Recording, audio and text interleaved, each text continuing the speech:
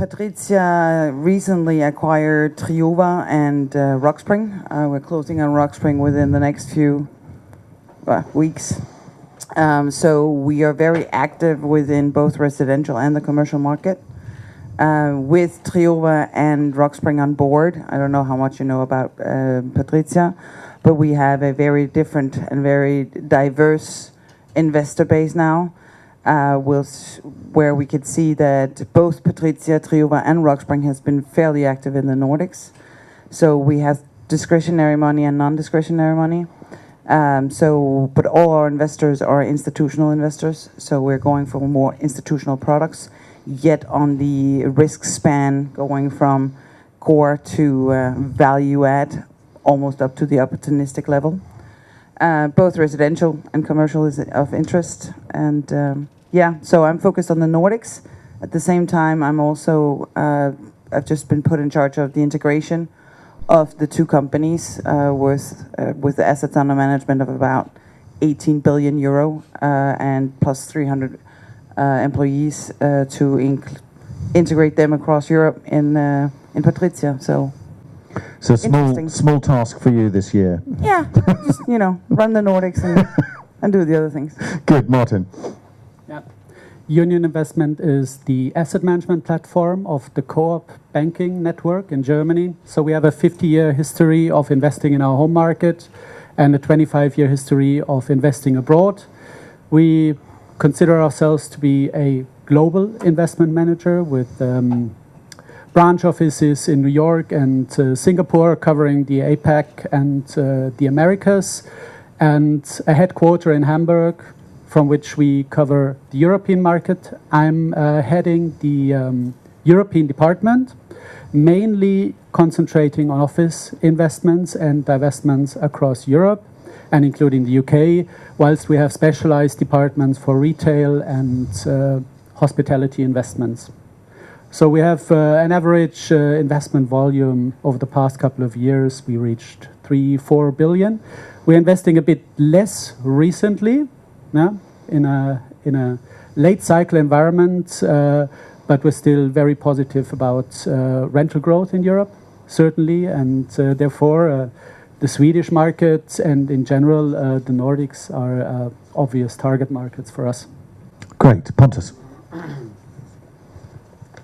Yeah, I represent Helaba here in the Nordics. We are active in all 4 Nordic countries. We are also obviously active in the US, UK, France, Germany, Central Europe, so we have a pretty good picture of where the different markets are and how they're moving. We have roughly 40 billion euros in exposure in the international markets, and more or less the same in Germany. So we have a fairly good picture of how things look. We predominantly support private equity houses, opportunistic core, value add, all the kind of actors. In the Nordics, we've been active since 2006 and opened up an office here 2 years ago. This year, the main task is to convert it from a rep office into a branch office, which also allows me to have a bigger part of the value chain in place in Stockholm. I'm also quite active on the recruiting market. Well, I have some concerns about the Nordic markets and where we are in the cycle, but I think I will talk a little bit more about that later. But we have some clouds on the sky, both coming to where we see the transaction markets, but also where we see the capital markets, which obviously heavily influence our capabilities and all banks' capabilities of lending money and the cost of money. We also see some small issues coming to the regulatory side, and that's mainly driven because the financial stability and the banks lending towards the real estate market is tightly connected. So there are worse things to come, is our opinion. Okay, good. Carl. I represent Grosvenor in the Nordics, and especially in Stockholm, as a part of Grosvenor Europe. We focus on 6 cities in Europe, which of Stockholm is one of those. So our main focus in the Nordics is, since 2 years now, Stockholm mainly. And going back to our belief in urban city structures and our 8.5 billion investment in Sweden, which we actively manage, is municipality hubs. So we're really going back to the belief of cities and the multi-function of those, which is also why we now actively plan and doing residentials surrounding all our assets in Sweden, given that we then have 180,000 square meters of residential zoning works. surrounding all assets. So our belief is that yes, retail is changing. We saw a shift during 2017, which is mostly driven by change in consumer behavior, and therefore we are going in a way back to our historic belief and also the DNA structure of being a urban planning company from since 300 years in the making, and focusing on multi-mix in all those areas. Great, Ingemar. Okay, yeah, I'm heading up, as Richard said, the EY business in the Nordic countries. We are 200 people in Sweden and about 400 people in the Nordics out of the 15,000 people worldwide. And me primarily working with lots of the listed companies in Sweden. As an overview, I'm pretty optimistic for real estate generally, and even in Sweden. I agree on the construction and residential development problem that was mentioned, and it's to me it's a question of timing, and it's difficult to how long it will take. It might take 3 years. It might take shorter time, and that I think is one important thing in Sweden. The second one is export. I'm definitely on the optimistic of your two cases, and that is saying that I think we have this construction, big construction and residential development we have had during the years. I think it has been very good, even perhaps too much. But the timing is kind of Keynesian thing. During the low export days we have residential, so it's perfect Keynes. But I think it's more of a coincidence. So it's not a good thing for the politicians. It just happened, and it was good it happened. And I'm optimistic that export will take over, like it has done in Finland, for example. It was very sudden that the export improved during 2017, and that's the main reason in Finland. I think we will have the same in Sweden. Okay, good, thank you. And thanks very much also, Arvid, for hosting here in Catella's office and providing the breakfast, which was great. Thank you for that. Maybe just starting with you, Carl. We've obviously heard there from Arvid his kind of views on GDP growth. We've seen GDP growth hugely grow in comparison to some previous years in Europe, and especially we were in Warsaw and Budapest, and the GDP growth there is really significant. But you've actually got positive views here. What's your sense of that, both from a Grosvenor point of view, looking across Europe, and obviously you're also investing globally, but how do you see the influence of GDP growth? And then I'm going to come and pick up on the interest rate concerns, but how do you see that for the Stockholm market, where you're very active here? Over a number of years now, we've seen rental growth and also consumption growth. We come in the Swedish market of almost 20 years of positive growth in the retail sector, in pure turnover in retail stores. And we see that going forward, even though it's becoming more and more important that you actively manage your asset in all ways that you can. If you do so, we believe that you will continue to see growth on the marketplace. Pontus, let's pick up with you. I mean, Arvid mentioned there the recent crash, and then it's gone back up again this morning, but you've got fluctuations certainly in global stocks based around these concerns about the removal of QE. Is interest rates the biggest potential risk, do you see, to the market? What's going to keep you awake, lying awake in bed at night in 2018? No, but our view, though, Helaba's house view is that the interest rates will start to pick up this year. Rather sooner than later, and obviously it's very interesting to see where the US figures takes us, because we have the view that we most likely will see an increase in US rates, and that will probably force ECB to increase their rates. We know, or we don't know, but it is expected that quantitative easing will stop during this year, at some point in time. And obviously, when we issue a senior secured bond from Helaba, 50% is bought by the ECB. And when we issue a senior secured bond, it's typically -6 for a 5-year bond. And we don't know where the new pricing will be. All other things like this will mean that our raw material, so to speak, will become more expensive. So that's one thing. We also see lots of sign of late cycle behavior coming to investments. We see this. Now I'm speaking about the Nordic context. You see this widely spread portfolio sold by domestic sellers.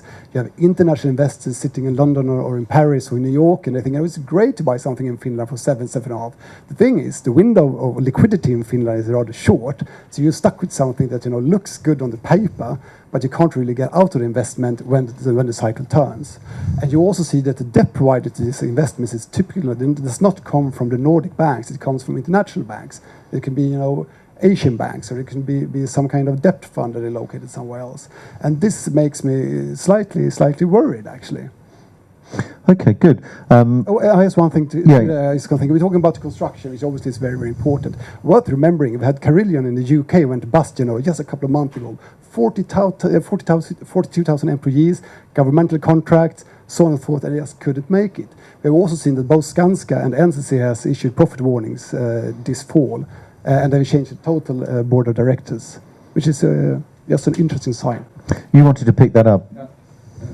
It's again the funny thing when the construction industry is booming, they never earns money. So it has been ever, and now it's again. So it's a very typical. So I agree. It's a bit. It's not good that Skanska and NCC is down, but it's pretty normal, so I'm not so shocked. Okay, good. Martin, I just wanted to come with you. In terms of the, let's say, the investment picture, a lot of talk about it being late cycle. How do you see, within the European context, how do you see these markets here, the Nordic markets? Which ones are you active in? And how do you see the differences between those markets?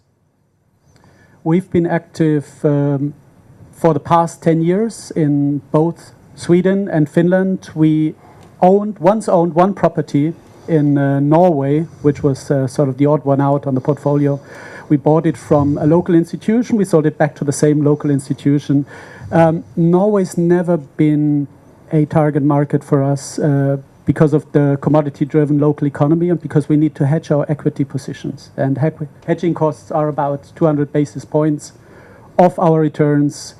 That makes Norway a less desirable location. I agree that it's an anti-cyclical market, but it's also a very volatile market in some aspects. And Sweden's always been a good market for us. We entered about 10 years ago. We bought from Swedish institutions like Fabege. We sold on to Swedish institutions like Humlegarden, and we made money on it. And I think even the corrections that we've seen in the wake of the financial crisis weren't nearly as damaging as we've seen in many other markets. So we see the economy in Sweden as very sound. We find it a very difficult market to access because it's a very local market, but that's also a good aspect. And we cherish that because a local market with an 80% of local investors is highly protective and potentially more stable when there are more difficult years ahead.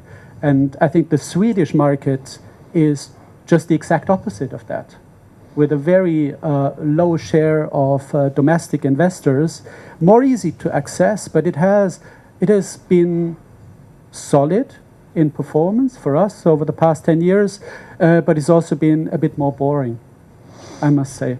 Yeah, it's because the rental growth story around Stockholm has been, I mean, we caught part of it by investing in upcoming locations like Arenastaden at rent levels which were historic on pre-let properties that I would now consider to be quite under-rented in the context. So this is the main driver for us.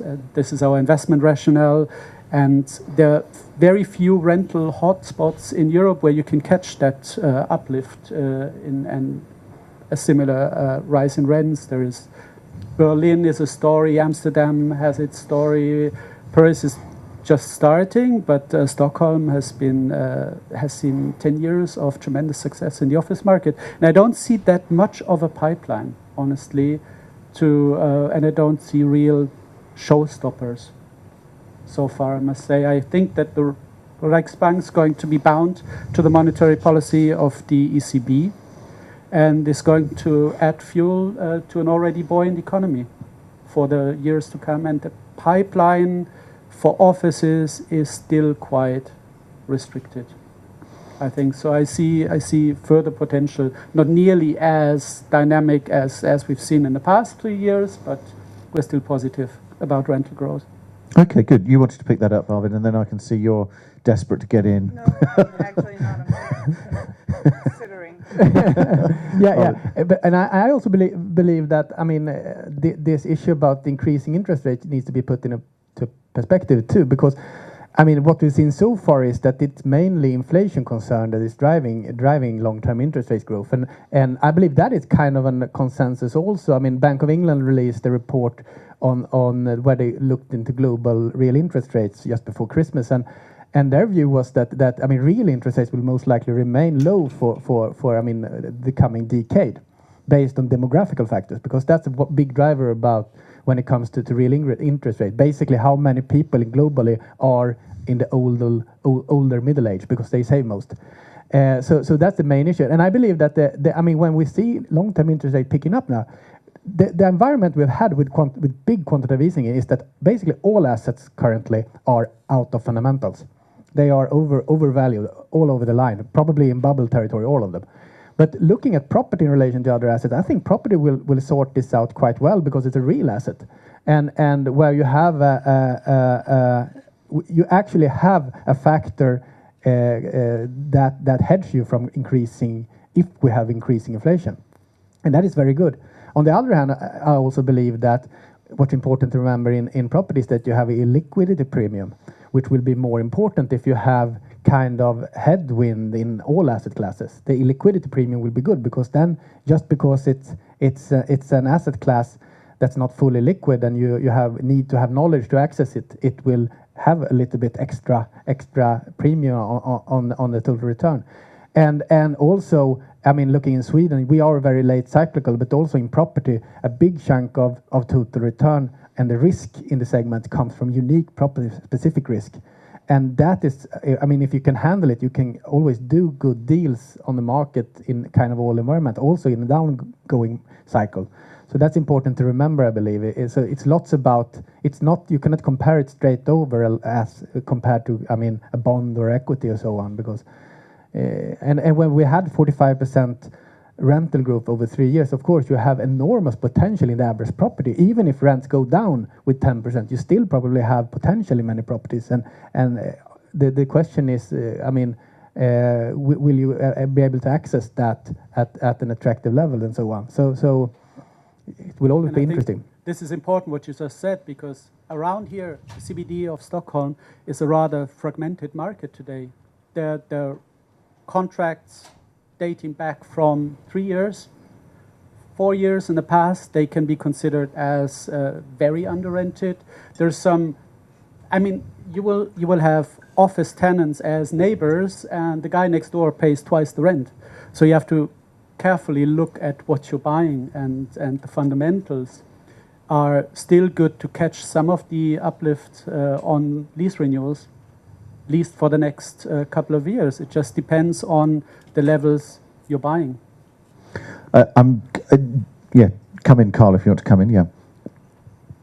I think what Arvid saying, what's important with what Arvid was saying is that in reality, since it's a moving material, which is a property and asset, and you can adjust it and develop it depending on how the market is performing, it's leading to that you need to have knowledge, and that we see that you more actively need to manage your asset compared to how it used to be. And that leads to, if you are in the right segment and you have the right skills and the right organization, leads to an opportunity. But interesting as well, speaking about the office market, is that just during the summer, the Stockholm Chamber of Commerce announced that what their members see as the biggest challenge for continuous growth in Stockholm is the supply of offices in the CBD area, which in reality leads to an opportunity like Arenastaden to create new office areas somewhere if you have the right location and the right complexity in that area. Rikke, I wanted to pick up with you where you see the different countries in terms of their cycle. You're obviously not sitting, well, you are sitting in Stockholm today, but generally not. So what's your sense of the different cycles for the different countries right now? I actually think they're all pretty late in their cycles.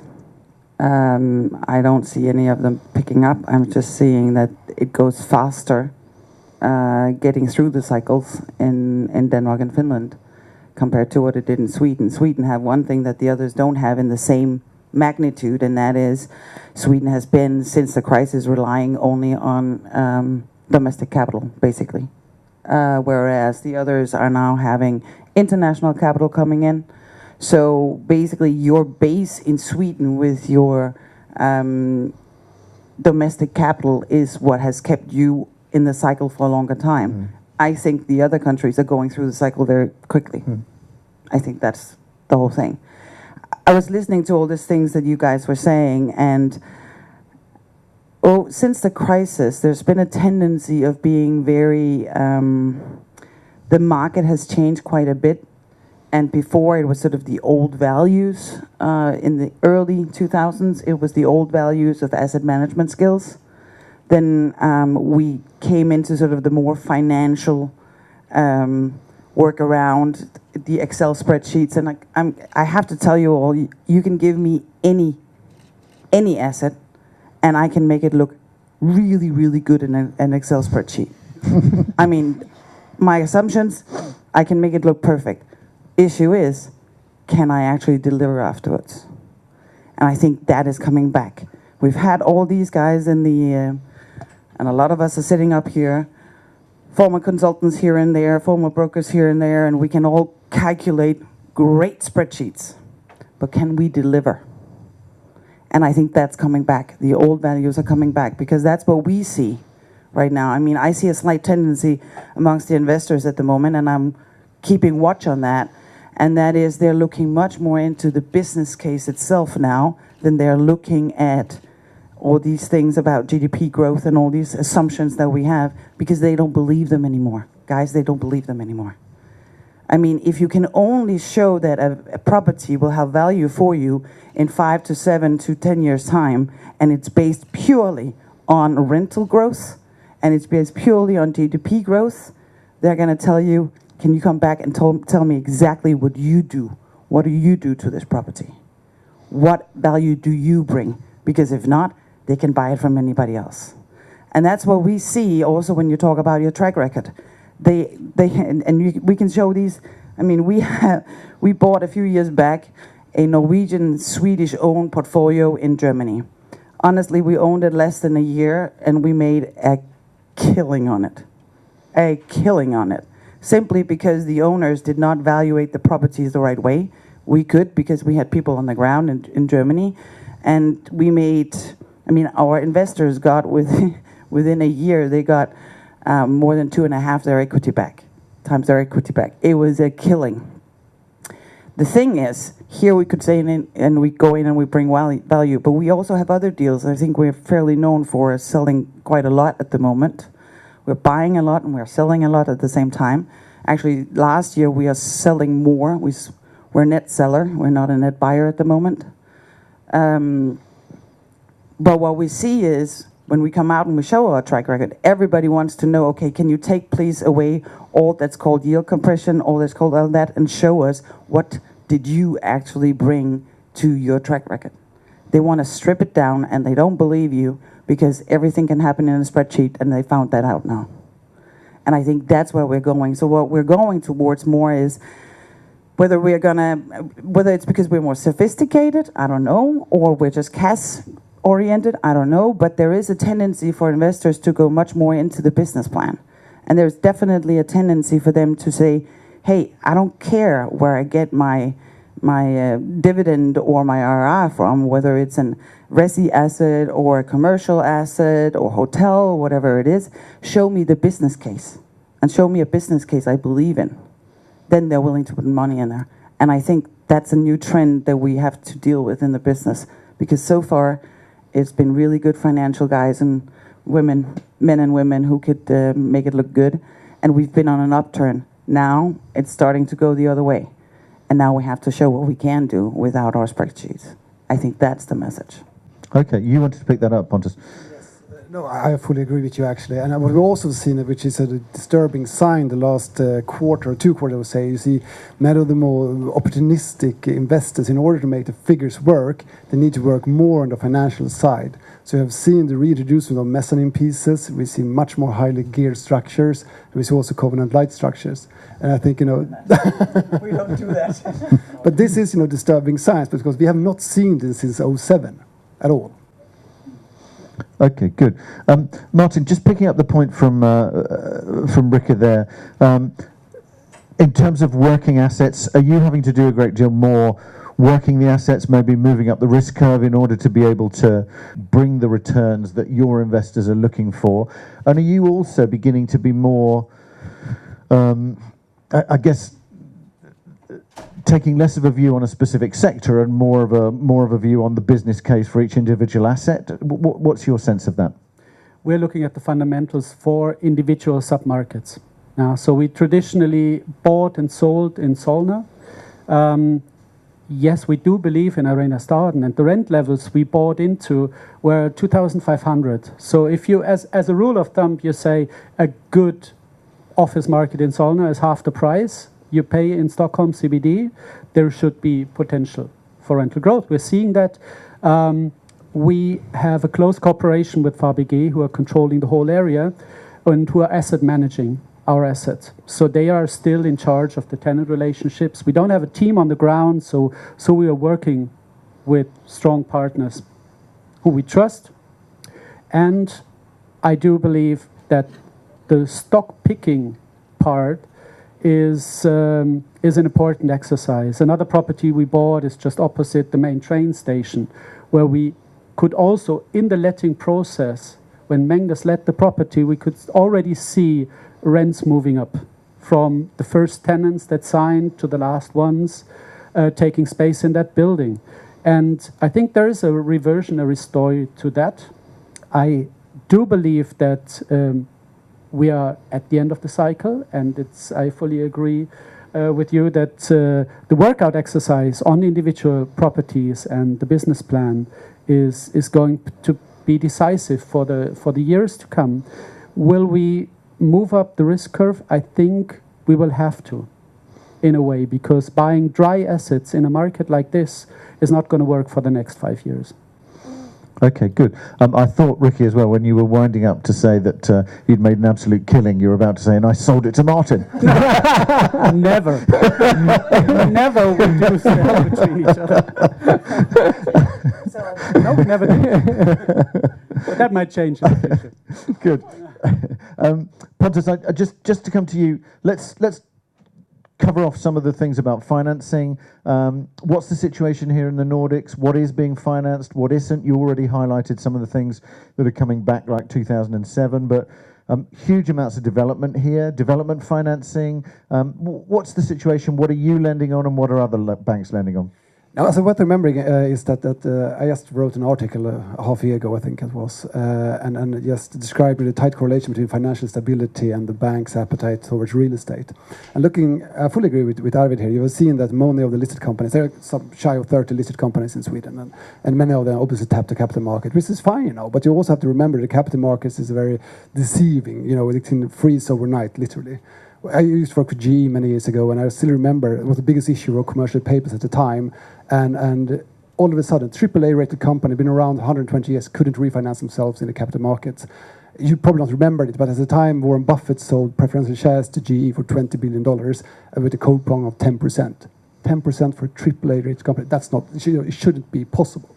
So with that said, you know, the Nordic, but Swedish banks have roughly 555 billion SEK towards the commercial real estate sector, which is more or less the same amount of the core one tier capital. And that is why the SFSA, or Finansinspektionen, is very, very interesting to see, you know, how do the Swedish banks behave coming to lending towards real estate.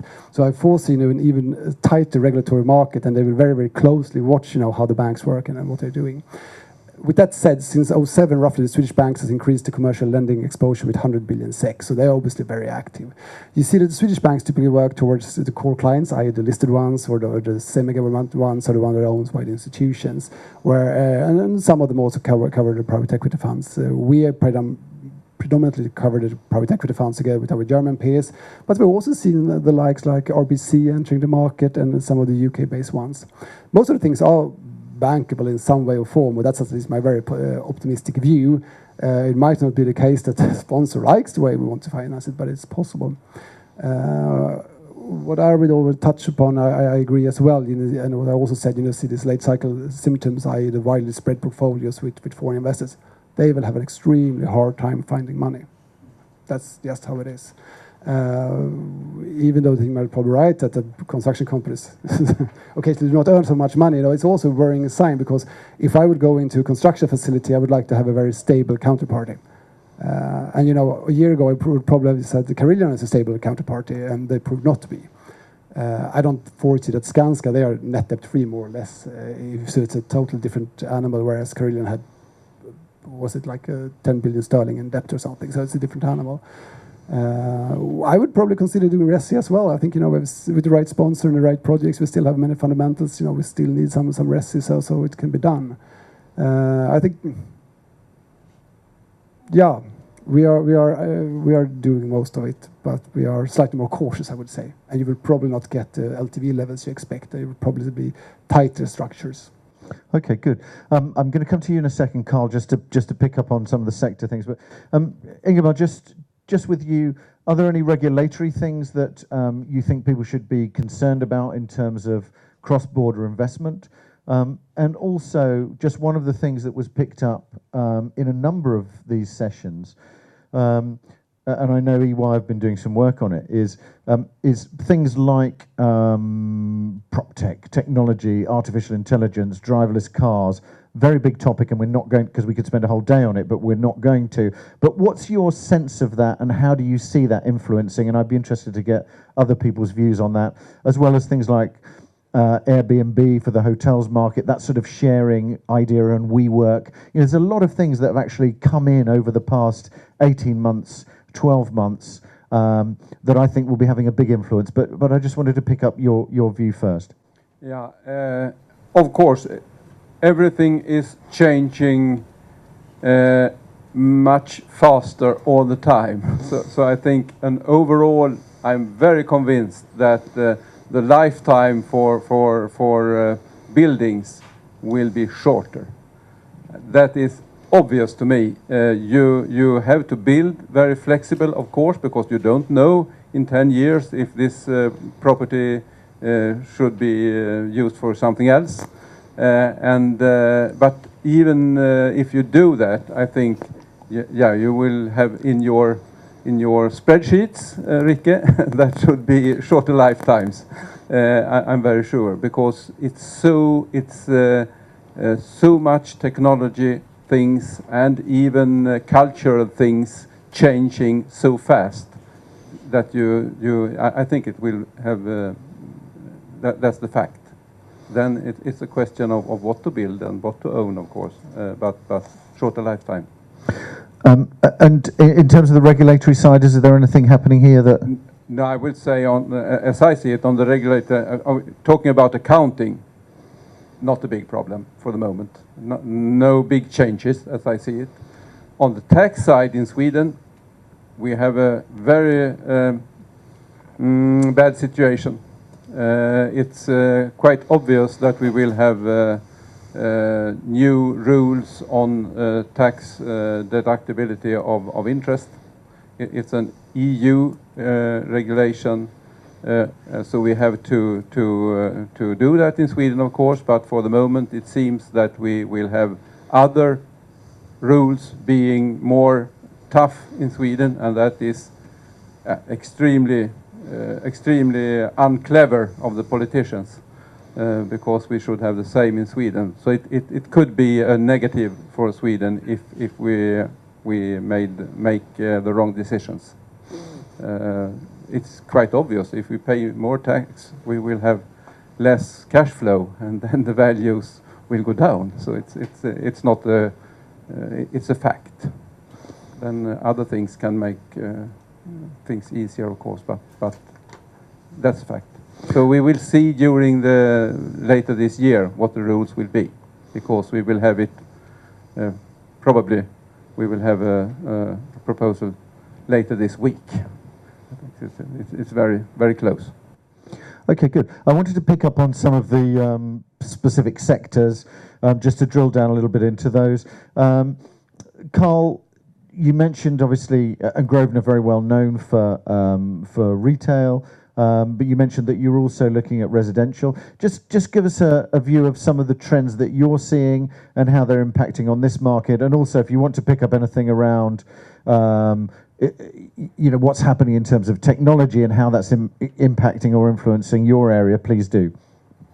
I think first to say is that the future is not what it used to be. It's sort of the baseline, and that leads to that we have to work with uncertainties in a different way in all sectors and all segments than we maybe used to do. And going back to Rikke, I'm absolutely agreeing on that. We need to be having a closer eye on the ball and work much more in and around our assets. And that is tying back to the fact that we therefore are believing in that developing and creating urban areas, even, and since we are looking into the future, they will not look as a medieval town, but all the assets which we own were during the 60s, 70s and 80s built with a basis by mostly the municipalities that would be the future village town, which we think is also then the baseline of the going forward in the future. We will still need to meet. We see that very clearly that the F&B sector is booming all over in Europe, and especially on the Swedish market. In Sweden, we eat 20% of our meals outside our home. Comparing to the UK, you eat 40% of your meals outside your home. So it's a change in behavior, which we think is what we need to monitor and what actually is the interesting point. That is driven by technology, it's driven by culture, it's driven by different things, but it leads to that we need to adapt the assets which we own, and it takes longer time to change and brick building than to change behavior as a human. So therefore, we need to find ways of working with uncertainties and being much more adaptable and flexible. And what's your sense of things like driverless cars? Because there's a potential, obviously, for the retail sector where you've got huge amounts dedicated at the moment to car parking. What's your sense of that? Because obviously that may have an impact and suddenly free up space that you don't need to use for car parking any longer. That's true. Absolutely. But it will also have a greater impact on the urban planning of all the areas which we work in. So going back, what we would like to do, since we believe in cities and have done so since 1677, we want to make them even more dense and even more urbanized. That's why we are pushing for zoning surrounding all our assets, applying them for residential rights. But driverless cars gives that we most likely will have a big change in how we distribute goods to our assets, and also the number of parking lots, which leads to that we can free up not only parking houses, we can also free up how you actually work with streets. And then the retail street comes back in a different format and a different way that we've seen so far, and actually then giving a new meaning to placemaking and public room. So what we see is that, yes, you will have areas which you today is tied up as a necessity to actually that parking is directly linked to the turnover in our assets, especially going to grocery stores. But that is then slowly changing. It's not changing as rapidly as many other things, but that leads to that, again, we need to work with uncertainty, and we need to be brave and maybe slightly bold and think about what could we use those areas to differently, which makes it possible to then work with leisure, work with all the things that makes people meet and actually come and create footfall. Okay, good. And Pontus, what's your sense of the I mean, in previous cycles, when investors have moved towards alternative assets like healthcare, like student housing, there was a kind of, oh, we're at the top of the cycle.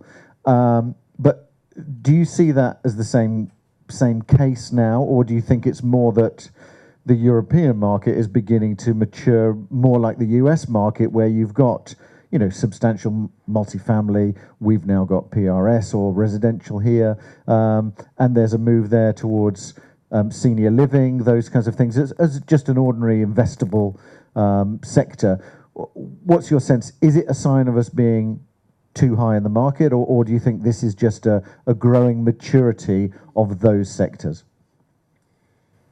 Well, I guess the investor should answer that, but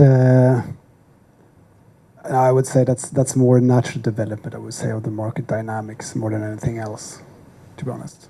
But from your point of view, it wouldn't stop you lending on it. Well, yeah, that's a different story.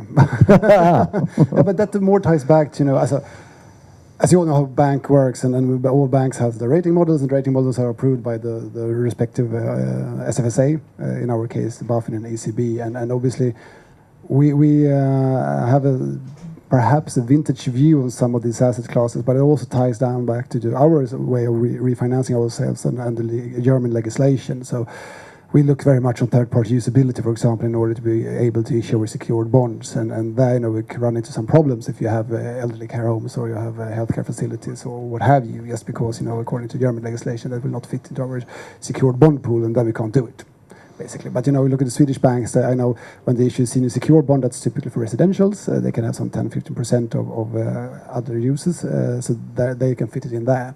So no, I think absolutely that's bankable. It is. Okay, good. Martin, let's just run through the sectors that you're active in. I know there's hotels, obviously, retail, office. What's your sense of how those, let's take a European approach to that. How are those sectors developing? What are the big trends for you? Are you concerned about things like WeWork becoming one of the major owners of space, those kinds of things? Am I concerned about WeWork? Yes, definitely. What I don't like is that I presented on our investment panel a couple of properties across Europe, different cities, different locations, all mostly single-let to WeWork. There is no way to avoid these guys recently because they're taking up the best office space across all the booming cities in Europe. So do we like them as a tenant? Rather not. Would we like the properties? Yes. Definitely. Rent levels usually inflated. I don't know. It's going to show when they will start paying rent 2-3 years into the future on most of the properties due to generous rent-free periods. Most of the rental securities will have gone down to very low levels, and that is when they should have their IPO, I guess, or should have had it already. That's. Is this a game changer for office markets across Europe and globally? Yes, definitely. And I think it is a concept that can function very well as part of a multi-let property and in many markets, but they have grown and they are still growing to an extent that I find quite unbelievable. They're setting up 7 offices at the same time in Berlin right now. They're the biggest tenant in the city of London. So that I find that a bit frightening, I must say. And they're not present in Sweden, as far as I've heard, but they're looking at the market, and they will probably move into the Stockholm CBD willing to pay rents of 8,000 to 10,000 SEK a square meter easily. Yeah, will an investor underwrite that as an investment based on the underlying contracts that have very, very short terms? If you look through to the underlying fundamentals behind the lease, I would be cautious as an investor. But if I believe in the property and the relating potential, I would still invest. And in terms of retail, there's been a lot of obviously misery from the United States. That's had a bit of an impact on the European market, I think, certainly in terms of US investors who've just gone cold a little bit on retail. What's your sense of that? Do you see a more positive outlook for retail in Europe? And let's also look at Sweden and the Nordics. No. I think retail has been a star performer asset class for the past 10 years. And that has changed recently. And I think in a very positive economic environment, as we have in Germany, if you see prime retail rents going down and incentive packages being rather generous, that shows you that there is some disruptive element, and we all know that it's online sales, and at the same time, logistics properties and all these centrally located cross docks have become sort of a fashion amongst investors, and that is definitely a trend that you can see across Europe. I don't know whether it has arrived in Sweden to that extent, because as far as I've heard, Amazon doesn't have a presence yet in this country, which rather surprised me. Don't know if that's true. Yeah, that's true. That's true. No presence yet. Yeah. But there are other smaller ones. But of course, Amazon is iconic on the market because they have an ability to press prices. They have such enormous and scale economy the of business. scale. Yeah.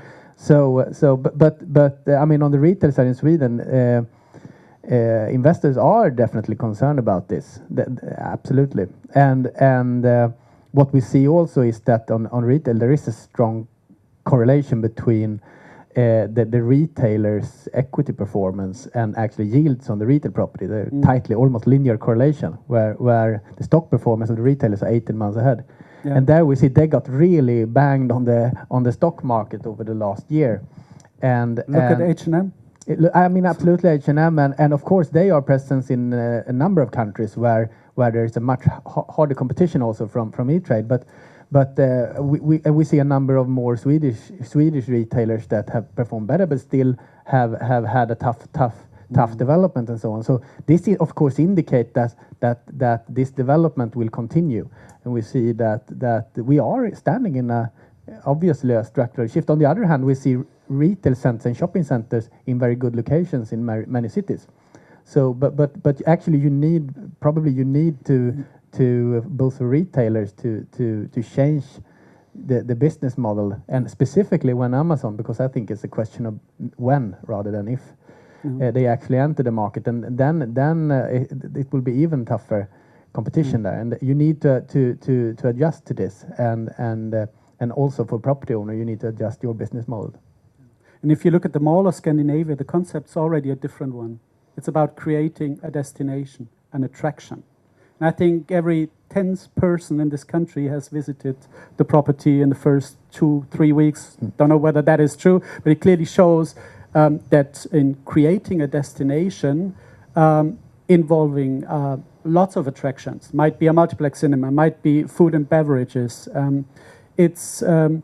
I think there's a general trend away from just pure retail to sort of a rather mixed bunch of attractions to create that destination for retail. Yeah, go ahead, Rikke. Yeah, I mean, first of all, when we talk retail, we need to be a little bit more granular. There's a lot of different kinds of retail. I mean, none of us wanted to buy electronic retail boxes with Elgiganten or one of the others in for a long, long time. I mean, this has been going on for 10, 15 years now. We're just starting to wake up to this. No offense, but I'm actually surprised about this discussion all the time about, digitalization, innovation, disruption. Disruptions have happened over the last 15 years. We just didn't see it. I mean, no offense.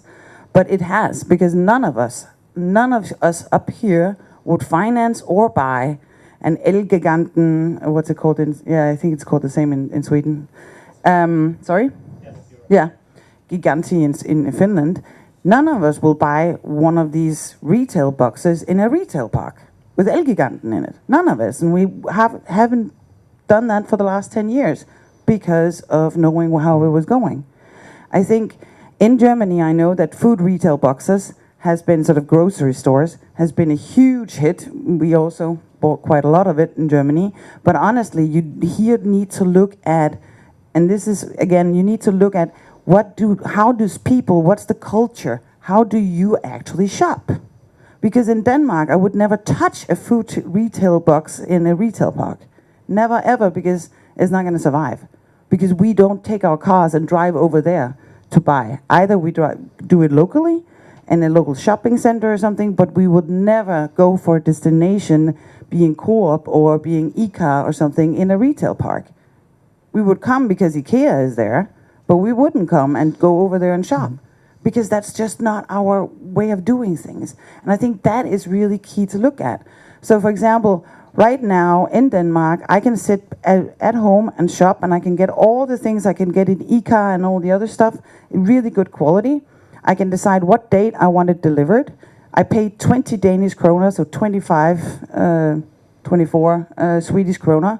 They pay within a time. They bring it to me on the 3rd floor in an old building with no elevator. They will carry everything up, and they will take all my empty bottles, soda cans, and everything with them for 25 Swedish krona, and they're in within that half hour. I mean, come on, guys. Why would I even bother to spend hours on a Saturday morning going shopping? Now, what I want to do is I want to go and get nice meat we want to have for breakfast, not for breakfast, for dinner. That is what I wanted to shop. But I don't want to go, toilet rolls and tons of Coca-Colas, because I have 2 teenagers, boys, surprise. And all these things. I don't want to carry it. I don't want to mess around with it for 25 Swedish krona. Are you kidding me? And that's not Amazon, by the way.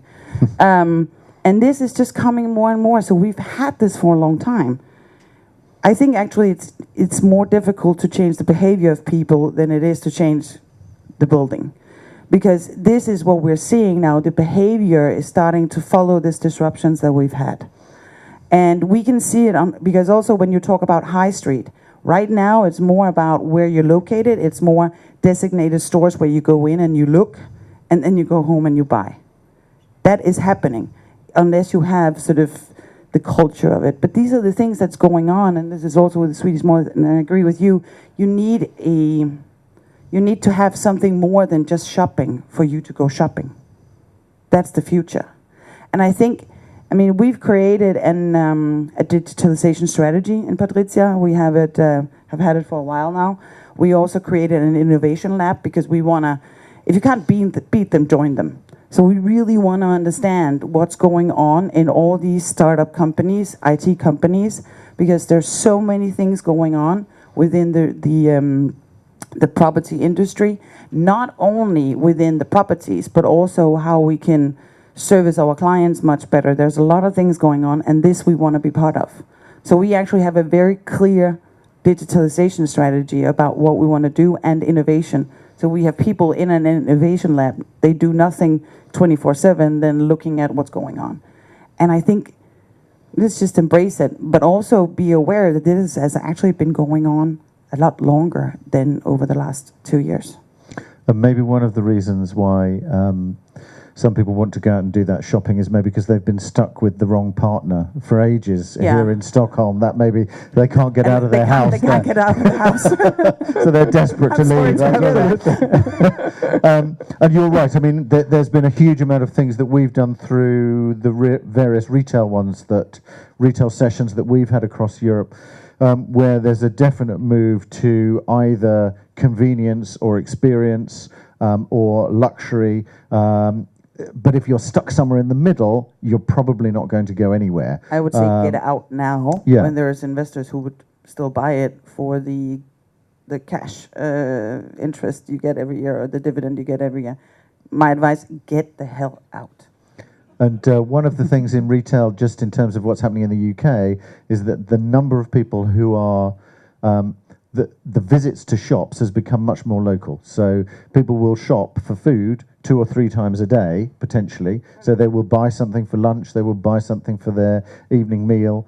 So there's much less in terms of large shops, weekly shops, so much so that actually the shopping trolley sizes have now got smaller in the UK because nobody is doing those big shops any longer. But that's because you have Tesco and all the others that can actually deliver it home. So all your, kitchen rolls, your toilet rolls, and all these things, they get sent home, right?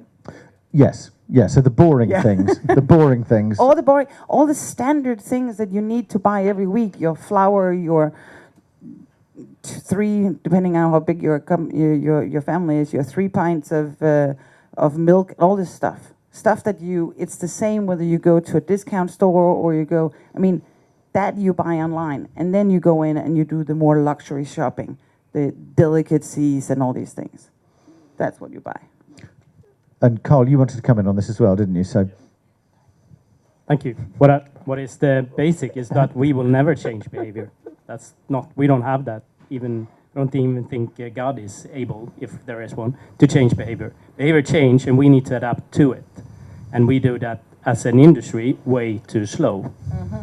And that change, as specifically as Rikke is saying, has been changing, and we've been speaking about it in numerous of conferences during the last 10 years. During last year, it became clear to everyone, I think, if you look at the statistics, that the actual change has happened. And it's not that e-commerce is booming in actual sales. It's that we have changed, or as the volume of people have changed their behavior. And Amazon as a risk, they're already here because they don't need to base a base in the country. They already are distributing through that they have a Swedish website. And they are already delivering here, which leads into the discussion with which were during last year on cost on purchases from China, and how would you then finance the distribution to the consumer? And that is changing our retail industry into something else, where yes, absolutely, your experience is the core of what is bringing footfall. In reality, yes, it's called Mall of Scandinavia and a shopping center, but it is a city. The retail offer in Mall of Scandinavia is larger than in the city of Örebro. And over 23% of the retail offer is Mall of Scandinavia, if I remember correctly, Louise, is food and beverage. That would, 10 years ago, if you would have done have built Mall of Scandinavia at that time, you would never have thought of doing 23% F&B because you didn't want to speak to them. When I entered this market or the industry, my specialty was F&B.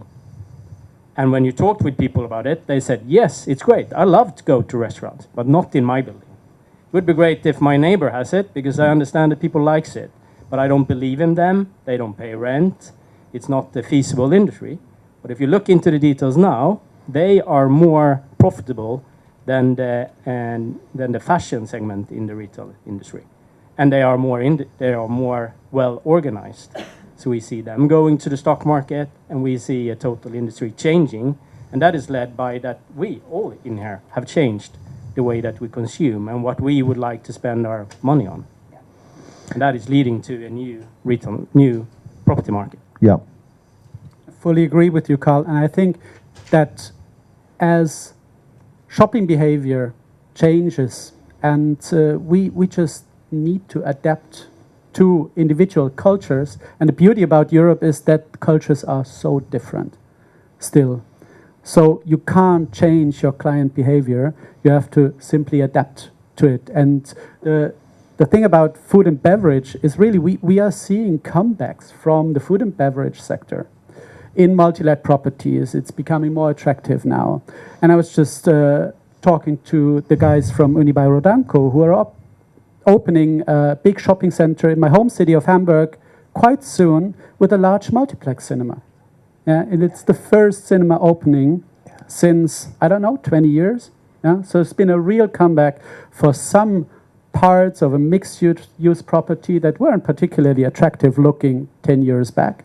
And the stock of cinemas in Hamburg has been cut in half over the past 10 years. Now they're recent additions, so thanks for that. And I think we just have to follow the trends in a way and adapt to the local circumstances, because shopping behavior in Poland is certainly very different from what you will find in the UK or in France. No, I mean, there are huge differences, and interestingly in the UK as well. Although there's an expectation that some of the regional malls will suffer a little bit because of what's happening with Brexit and various other things, actually anything tourist related is doing extremely well, and especially outlook centres, where I think it's 90% of Chinese customers who fly into Heathrow go to Bicester Village, to the outlet centre, and buy things there. And that's seen a huge turnover. Hotels, hospitality, one of the few, we never mention Iceland in this, but I did do some research on Iceland because it is one of the Nordics, and there's a 25% increase in tourism. So there could be a hotel, that may be the only time we discuss it, but hospitality, leisure, what's the sense here? Is there more opportunity for Motel One to open up? Right. Yes. I'm a huge fan of Motel One, actually. Especially in Germany, I would have to say. I mean, I think it's amazing. You can go in, you can get a, what seems to be, it's officially, I think, 3-star. You can, 2 exactly. But you feel really comfortable. You feel as well as in any 4-star. I mean, I've been in some 4-stars that are interesting. And you pay 60 euros for a night. I mean, where can you do that everywhere? If you can keep the prices lower than this, then I think you have a huge future. I think your challenge is going to be to find the right locations to be in, and I know we are talking so in the Nordics. I actually think if you can create a, it's not enough to be a hotel anymore. You do need to have an edge, and you do need to think new. And I think the hotel business should work much more on the disruption and digitalization, innovation. I was just staying in a small hotel last night and never stayed there before.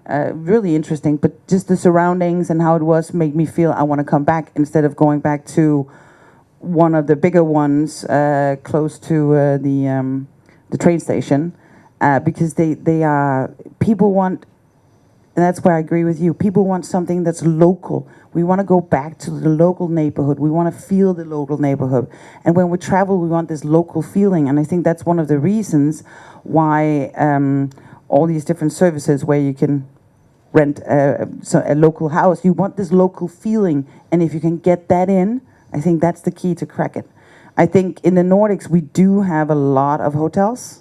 So you need to go and do something different. We have all the chains. I actually felt a few years back we should have made a huge hotel fund, because I think that would have been a good divestment today.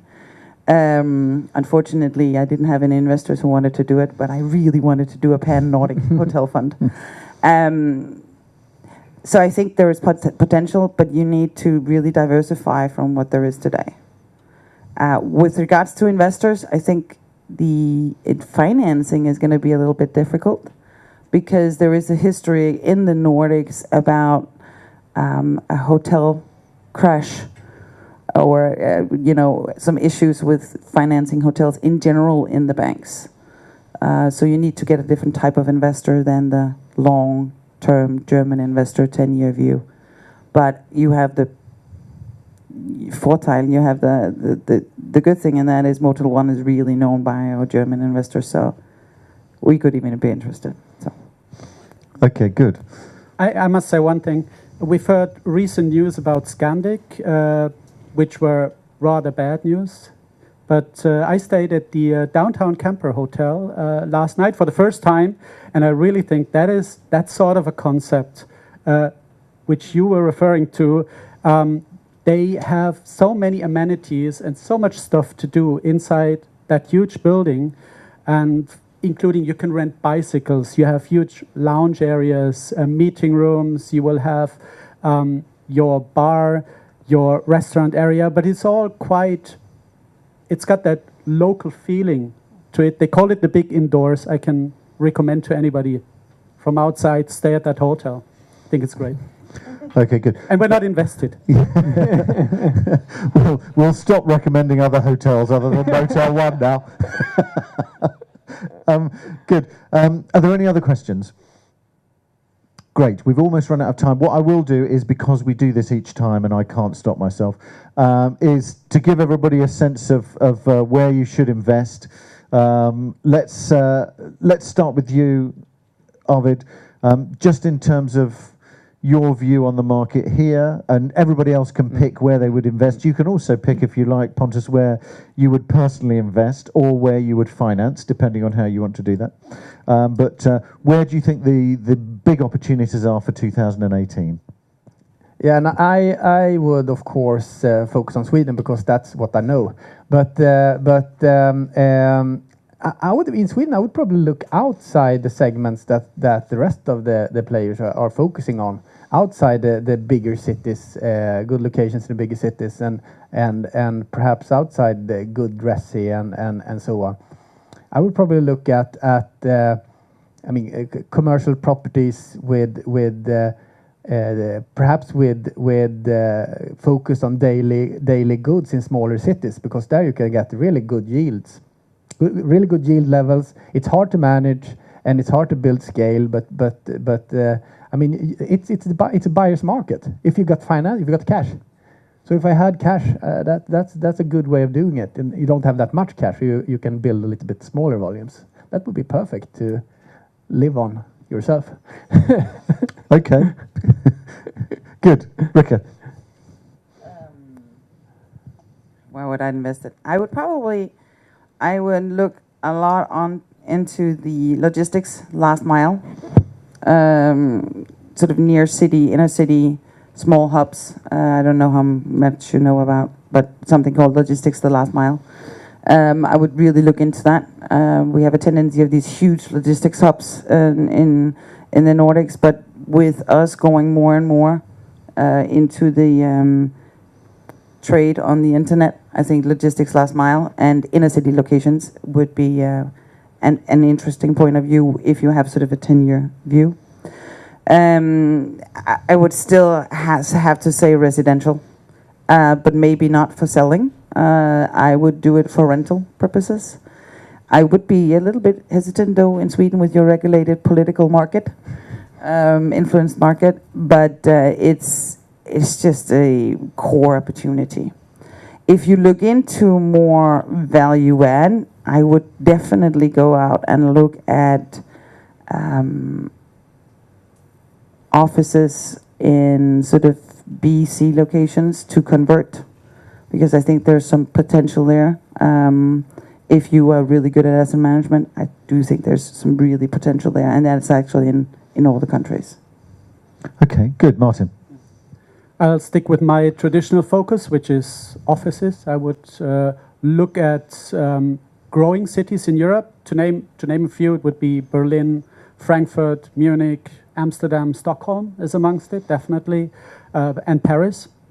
I would concentrate on CBD fringe locations, and I would closely watch gentrification going on within the urban fabric, because if you can easily capture some of the trends when you look at prices for individual flats, say Paris, there is gentrification going on in Paris, certainly as there will be in Stockholm. And if you follow the pattern, if you see where prices for flats have risen in the past, there is, in many times, there is an emerging office market to follow. So I would try to capture some of the upside by investing in upcoming locations, but stick to the city center. Okay, good. Pontus. I would dust off some old but goldies and bring out preferred equity, mezzanine, bridge loans, and have some kind of financing structure which is very, very free, where you can grasp all the opportunities. Because, you know, even though they have a slightly optimistic view now, there are opportunities, and you can actually do quite good deals, just doing the right ones and structure them the right way. And as a financer, you can get decent returns, and maybe focus slightly more on the mid-size or small-sized tickets, because they are too small for the big ones to really care about, but there you can make a killing. Okay, good. Carl. I would look into as partly has been mentioned already, but based on your expertise, since we are seeing that you need to be more and more actively managing the assets which you invest in, to then, in our case, that would be to continue to invest in retail areas close to Stockholm or surrounding of the greater Stockholm that has the possibility to work with retail, but also with residentials and offices, and then develop that area in a prosperous way. Yeah, being the last one, it's not so many much left. But personally, I will agree very much with Rikke. If you pick the right thing and have the right idea, you should go for logistics.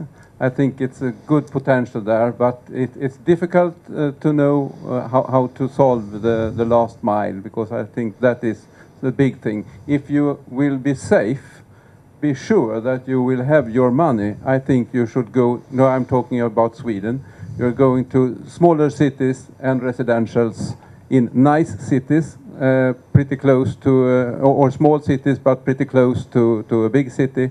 So people will always live there, always. That's for 50 or 100 years. There you can that you can buy, and then I will invest in Finland. Okay, good. And if you could join me in thanking yourselves and the panel, that would be great. Thank you.